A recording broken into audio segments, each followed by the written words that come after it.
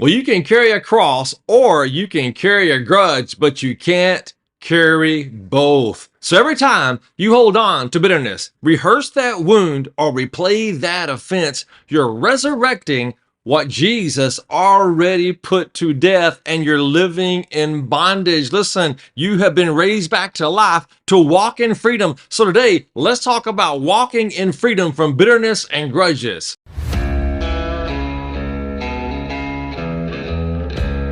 Well, welcome to my verse-by-verse study through the book of Ephesians. Here on this channel, we go verse by verse, chapter by chapter, book by book through the Bible, because every word in the Bible matters. Well, today we find ourselves in Ephesians chapter 2 as we're making our way through the Bible, and verses 15 and 16. And man, in these verses, Jesus talks about peace all the time in the Bible. And here, under the inspiration of the Holy Spirit, the Apostle Paul is showing us how that we cannot allow bitterness to reign and rule over us, that we cannot be under the bondage of holding a grudge against other people. So if you've ever struggled to forgive, you've ever struggled with bitterness and just letting past hurts and wounds mess you up today, man, then you need to stick around for this study, because this study can set you free. Okay, so let's read verses 15 and 16, and contextually, just in case you're jumping in, you haven't been going through the verses with us, what Paul's talking about is how Jesus on the cross broke down the walls that were separating the Jews and the Gentiles, and that he had totally destroyed that and broken that down by dying on the cross for our sins. So he's bringing peace. He's talking about how Jesus is peace. That peace is not an emotion. Peace is a person. So then, talking about Jesus, he says in verse 15, he did this by ending the system of law with its commandments and regulations. He made peace between Jews and Gentiles by creating in himself one new people from two groups. Verse 16, together as one body, Christ reconciled both groups to God by means of his death on the cross, and our hostility toward each other was put to death. Now let's break this down. So here's what we have to understand today, dear friend. There's not anything wrong with the law. When you go back to the Old Testament, there is the law. I mean, you have the 10 commandments. You have 613 commandments. Actually, not just 10. There's actually 613 commandments. Now, in the law, the problem is this, is if you look at our verse, he did this by ending the system of law with his commandments. Commandments are good. And regulations. The regulations, that's the thing that's not so good. That's what man added to it. So here's a problem that they had in the Old Testament. In the Old Testament, they had, okay, so like when it says keep the Sabbath, so then what does it mean to keep the Sabbath? So then you got man-made regulations on that would show people, okay, this is how you keep the Sabbath. And what they did is they got carried away to the point where someone could not pick something up and carry it further than 2 miles. If that was considered work on the Sabbath. So they have all these regulations. Now, it got worse and worse and worse as time went on, because God wanted the nation of Israel to be evangelists. What I mean by that is he wanted them to use the law that was helping them to have a relationship with God. It was a whole part of the law.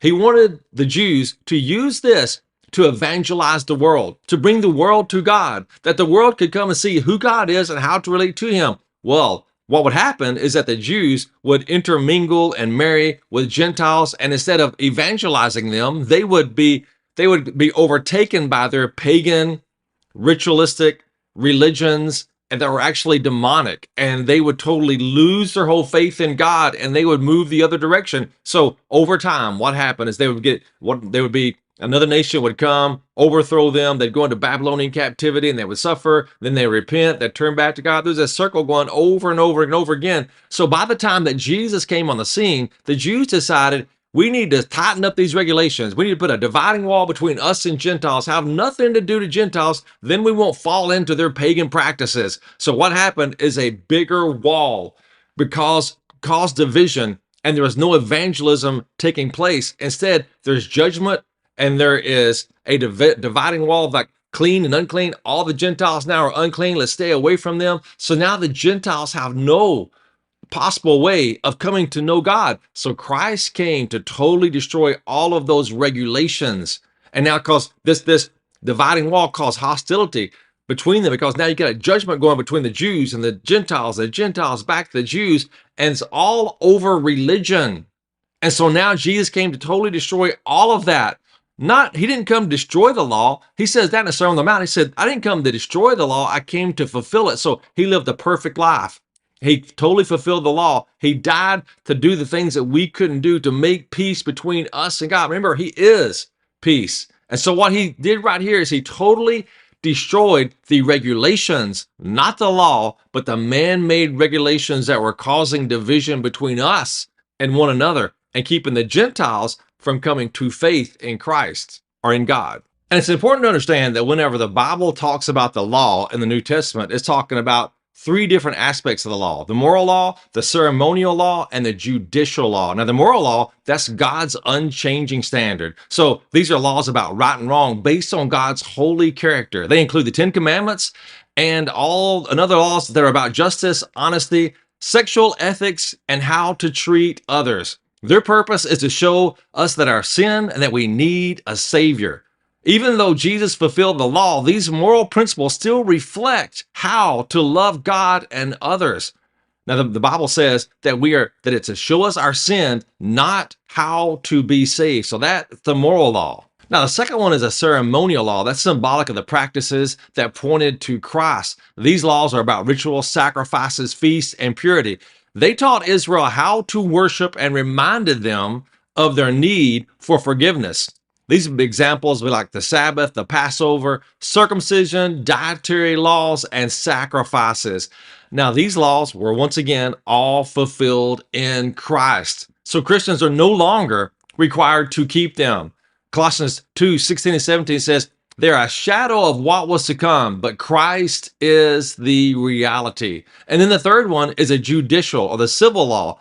This is the governing laws that Israel used as a nation. These laws dealt with daily life and legal matters in ancient Israel. Examples will be like punishment for crimes, property laws, restitution, and community responsibilities. They were for Israel's time and place, so they're not for all people for all times. So what does this mean for us today as Christians? We look at these three different aspects of the law.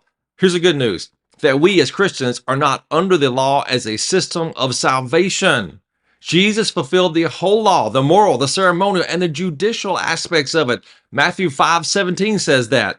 We are now under the law of Christ, which means living by faith, working through love. Galatians 6:2 and Romans chapter 13 and verse 10 talk about this. We now are under grace. Man, thank God for that. So continue on with the verse right here. It says that he made peace between Jews and Gentiles by creating in himself, there's that positional, in himself, one new people from the two.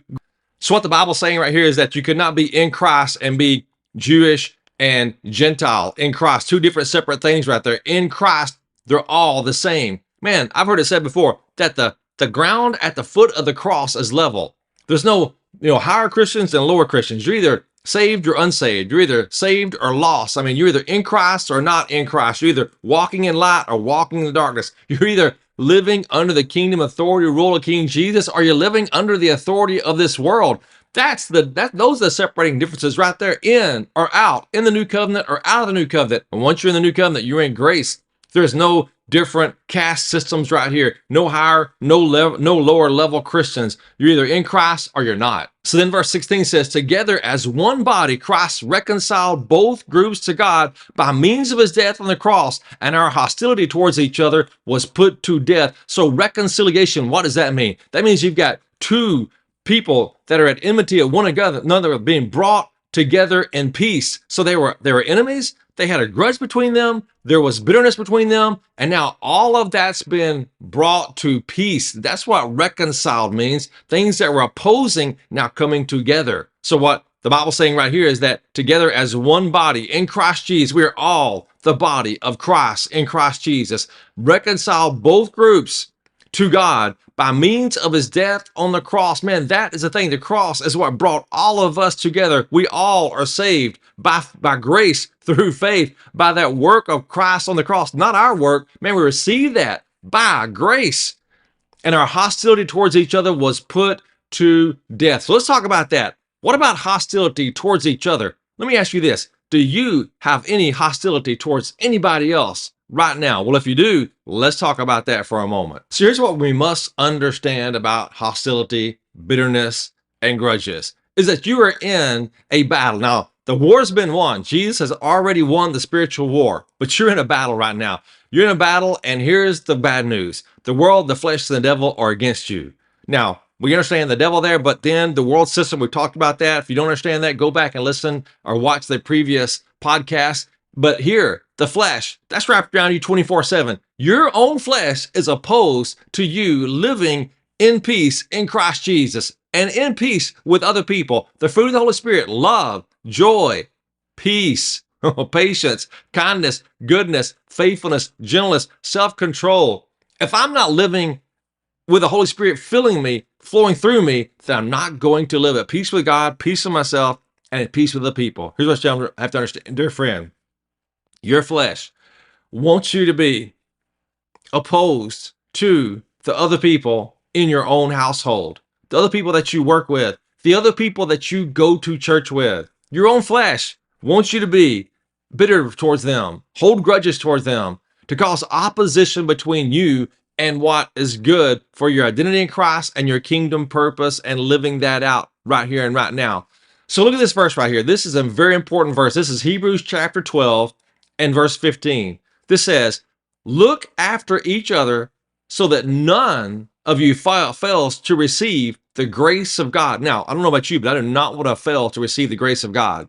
Man, all the grace that God's got coming in my direction, I want to receive every single bit of it. So right here, the Bible is saying, be careful because you can fail to miss out. You can be missing out on some of the grace that God has for you. Watch out that no poisonous root of bitterness grows up and trouble you, corrupting many. So when I let bitterness grow, it's just that root's going to grow and it's going to cause corruption, poison, not just poison my heart, soul, and mind. It's going to poison my relationship with the people in my own household, the people I go to church with, the people that I work with, the people I'm in community with. It's going to poison those relationships. It's going to poison the most important relationships. So if I've got bitterness, hold a grudge towards someone outside my home, then here's the Bible saying that is going to have a poisonous effect on the relationships of the people I have in my home. The people who had nothing to do with that hurt or that wound that someone else caused. My bitterness is going to hurt my relationships here and now. So here's our problem, dear friend. Listen, we have to understand this. We can't allow our past wounds to misinform our present reality. So many times, our wounds from our past will cause us to misinterpret people that come to us with good intentions, that love us, that are trying to help us. But if they approach in a direction anywhere familiar to the direction that someone approached or was in our past that hurt us, then we allow that past wound to misinform our current reality. So that's what happens. That's when that root of bitterness, when that grows up, man, what that does, that poisons our heart and our mind, the way that we think. So we have to understand this. It's very important for us to take every thought captive to the obedience of Christ. So here's what I would encourage you to do. I would encourage you to do this, to ask the Holy Spirit when you're praying to help you to garden your thought life, to uproot all the bitter thoughts and cultivate the good thoughts. What is good, what is lovely. Those things. Help you do that every single day, and especially towards the people that live in your house, especially towards people you go to church with, especially towards people you work with. God, help me to think rightly about, put their name in there, and help them to think rightly about me, because the world, the flesh, the devil wants you to be at opposition with other people, wants you to be opposed to other people, wants you to hold bitterness and to hold grudges against other people. But that is not what the Holy Spirit wants you to do. I mean, if you look right here in these verses today, what Jesus came to do is he came to destroy the dividing walls, not just between Jews and Gentiles, but between Christians. We as Christians should not have dividing walls between us. But the world, the flesh, the devil wants you to do that. Man, that is massive right there when we think about that. Here is where we land today. Jesus didn't come just to give you a new set of beliefs. He came to make you part of a new humanity. That's in relationships and community with other people. He didn't just die to deal with your sins. He died to destroy the hostility between you and everybody else. So that bitterness that you've been holding on to, that silent resentment, that those old wounds, that grudge you've been nursing, it doesn't belong in the life of someone who's been to the cross. Jesus went to the grave, and you to take all that stuff to the grave and leave it there. It's dead. It's gone. Listen, don't allow your flesh to resurrect all of that stuff back into your life once again. Jesus died to bring hostility, resentment to an end, not just between Jews and Gentiles, but between all people. In him, the walls that we build came crashing down. In him, enemies become family. And in him, we don't just say, I love God, but not them. That's not how a Christian is to live. That's not kingdom living right there. That is the way of the world. So if you truly went to the cross, if you truly died to yourself, then we got to lay down your right to stay bitter, because at the foot of the cross, there's no enemies, only people Jesus died for. So let me ask you again, are you carrying a cross or are you carrying a grudge? Because you can't carry both. Dear friend, thank you for joining me today. If you found value in this teaching, I would ask you, hit the like button, type amen in the comments, share this with somebody else, subscribe to the channel. Man, that would be an encouragement today to me. So blessings over you today as you go through your day.